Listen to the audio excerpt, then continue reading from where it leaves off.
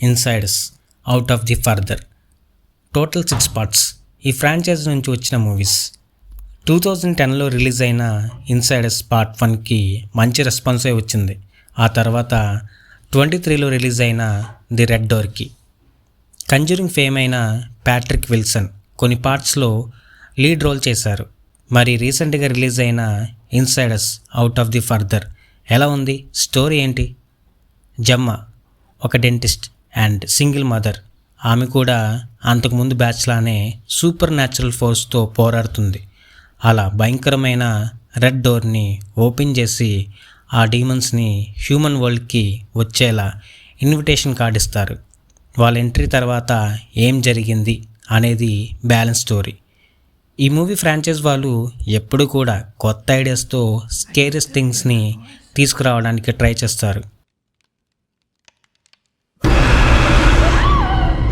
కానీ ఫస్ట్ పార్ట్ని ఏవి కూడా మించలేకపోయాయి. కానీ ఈసారి భయం అనేది డైరెక్ట్గా మీ ముఖం మీద కొట్టినట్టు ఉంటుంది. ఇది కన్ఫ్యూషన్ లేని స్ట్రైట్ ఫార్వర్డ్ స్టోరీ లైన్. మిమ్మల్ని భయపెట్టడానికి అసలు టైం వేస్ట్ చేయదు. ఓవరాల్గా Insiders out of the further enjoyable and snackable horror drama. మనల్ని ఎంటర్టైన్ చేయడానికి స్పూకీ మ్యాటర్ సరిపడా ఉంది.